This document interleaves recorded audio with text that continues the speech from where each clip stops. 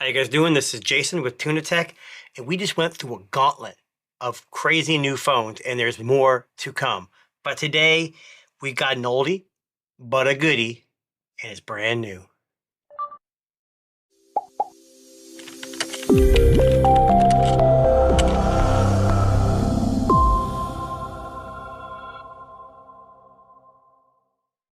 Okay, so I probably confused the hell out of you, but let me explain.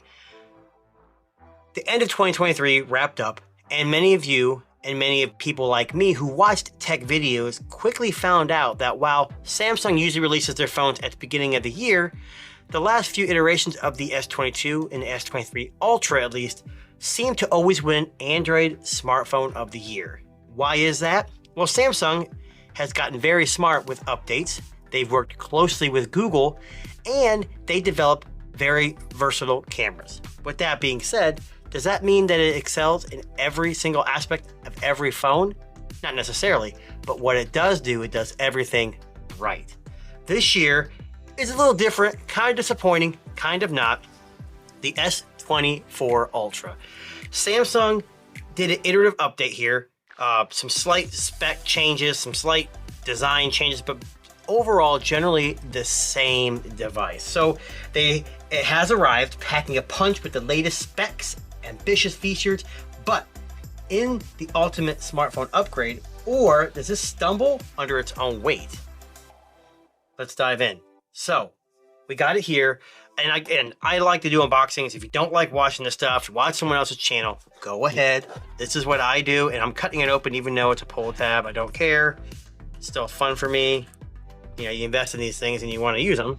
So this is a unique thing. So they've offered a lot of colors. I don't know all exact, probably some of the ones that are on this right here, but I got a unique color that I usually don't go with. I usually go with black, white, or green, but this year I went with something a little different. I went with orange, but in the box, which is very minimal, Samsung and Apple and Sony, they've all really cut down. You get some books and a charging cable. I've been told that Sony, which I haven't got one in the last few years, doesn't even include a cable anymore. But this is the S24 Ultra, and that's the unboxing experience. A little different.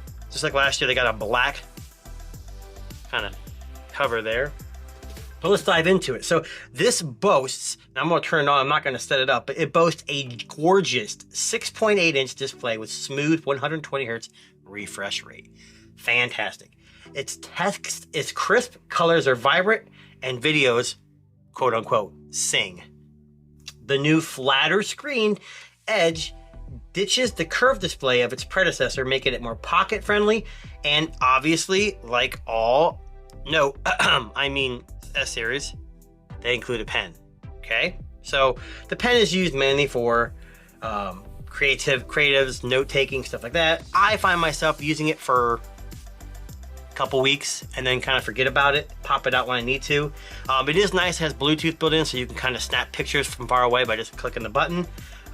It's got a new titanium build, feels both luxurious and sturdy, but it can be slippery because, as you can probably figure out, it's kind of a, it's kind of cold outside, but it's kind of slippery, but it's lighter than its predecessor because titanium seems to be strong but light. This is where the S24 truly shines though. On the back of this beautiful phone, it's got a 200 megapixel main sensor that captures stunning detail even in low light. The 50 megapixel telephoto zoom pushes to a mind-boggling 100 times X. Now, 100x zoom is digital, obviously, and it's not really used a whole lot, and most of the pictures you get out of 100x zoom is not going to be something you're going to post, but it's kind of cool to see how far you can go. It does suffer in quality, like I said, at the extreme end. Video recording, especially in director's view mode, takes things to another level. However, it's not all sunshines and rainbows. Some color processing decisions feel overzealous, and the new AI features, while intriguing, can occasionally overstep their boundaries. Basically what I'm saying is, if you're a Samsung fan, it kind of saturates colors, makes them look good. For the most part, this is what people want. As in Pixel phones and Pixel devices seem to be more cold, and then iPhone is more warm. So take your pick. All these phones have pretty good cameras. It's really up to preference what you like. And then there's also a 12 megapixel ultra wide and a 10 megapixel 3x telephoto. So there's a telephoto, and then there's also a periscope zoom, which is the 50 megapixel. With all these cameras though, you have plenty of options to take the best shot and or video anywhere, anytime. So cool. This is what makes this one of the best Android phones ever. And I'm gonna go on a little rant here. Pixel phones are amazing. Google is a software company first, hardware company second, in my opinion. Samsung is kind of bridging that. Now, you think, at the beginning of the video, I said Google and Samsung have worked together, and they've worked together on quite a few devices. But what I find is that while Google Pixels, like the Nexus line, in my opinion, are like their reference device, they understand that pushing their software to other popular devices such as Samsung, which is synonymous with the Android name, they're gonna get more faces using, more people, more faces, more fingers using their software.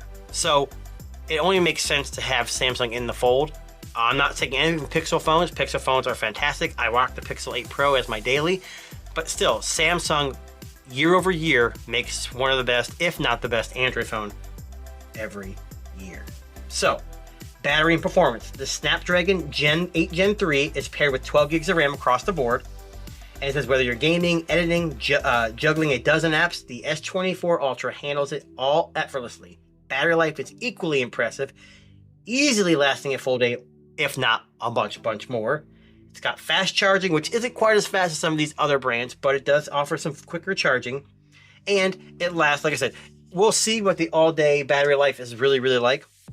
Now, at the release event, this device was touted as having all these AI features. And when I watched, the first thing I thought was, well, duh, Google's done it. But we gotta remember, Google and Samsung have worked together. Some of these AI things are the Pro Visual Engine.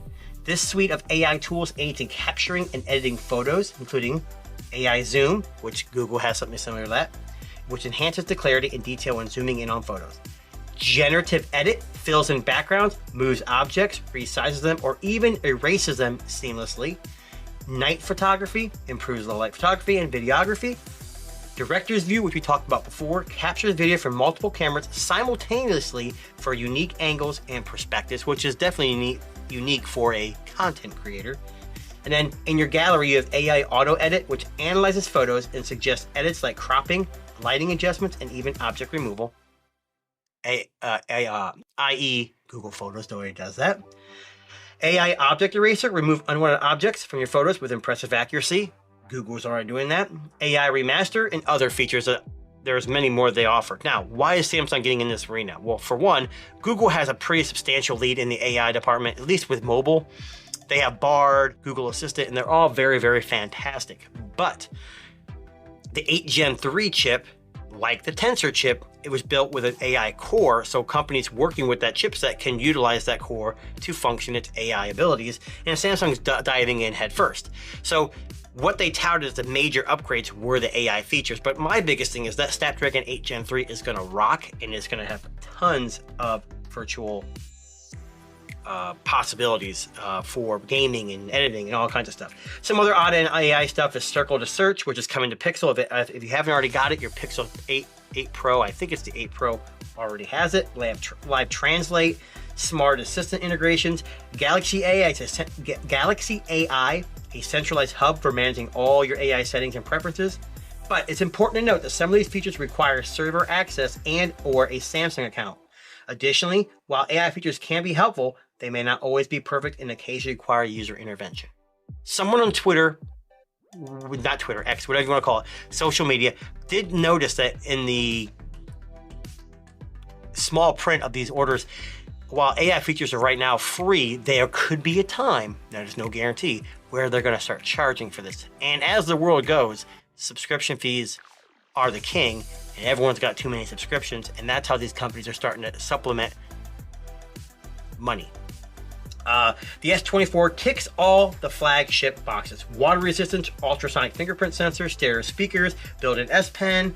However, there's no expandable storage. Not a deal breaker for me. I think this is the 512 gig version, and if you pre-order, they kind of upgraded you for free. And that's plenty enough for me with cloud services, but there is a terabyte version. And it has, you know, with as high resolution as these new cameras, all new phones are getting, it's nice to have a lot more space, but at the end of the day, you got to pick what you want. And I think this 512 is a good sweet spot. The Samsung S24 is a technological marvel. It delivers a stunning display, a groundbreaking camera system, and top-notch performance. But the hefty price tag, occasional AI overreach, lack of expandable storage may give some pause. Also, if you're rocking an S23 Ultra, S22 Ultra, is the upgrade worth it? If you have the S22 line at all, I would say yes, because the Snapdragon 8 Gen 3 is that good.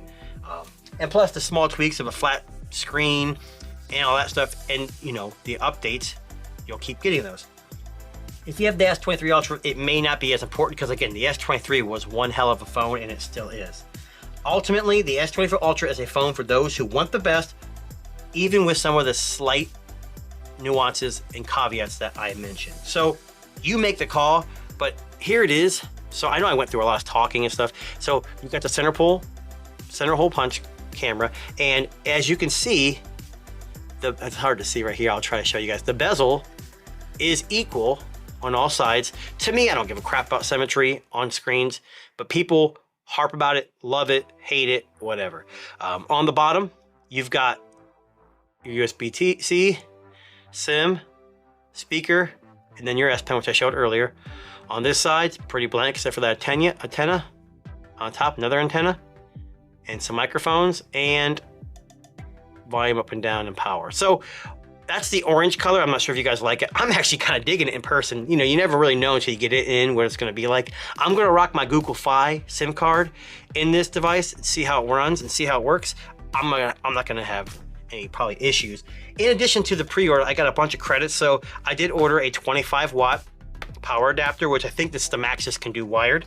Got a Galaxy Smart Tag 2, which is their sequel to the original, and it's kind of like your Apple AirTags, and it only works with Samsung devices. That's why I never really invested in them, because I'm not really invested into Samsung, but I do have the first one, and it was pretty reliable. And then unfortunately, I just snagged a case, and it's yellow. I did buy a off-brand like clear case because I like to show off the color of the phone I get. So I may just throw this out to see if somebody wants it, but I do have an official case.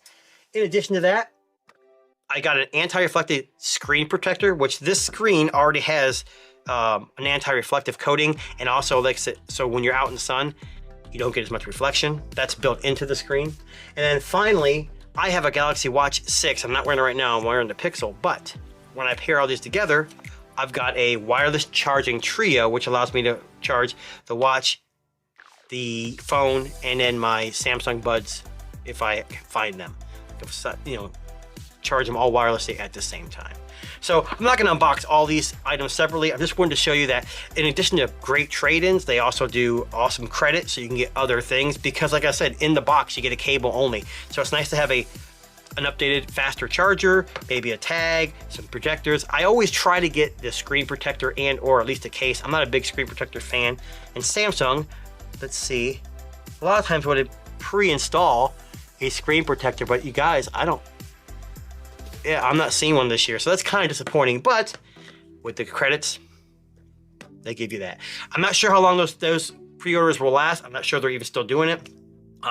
This is supposed to be shipped out around the 31st. I got a little bit early, so this is a quick look, quick unboxing, quick overview of the Samsung S24 Ultra. Thanks for listening, guys. Like, share, subscribe. Peace out.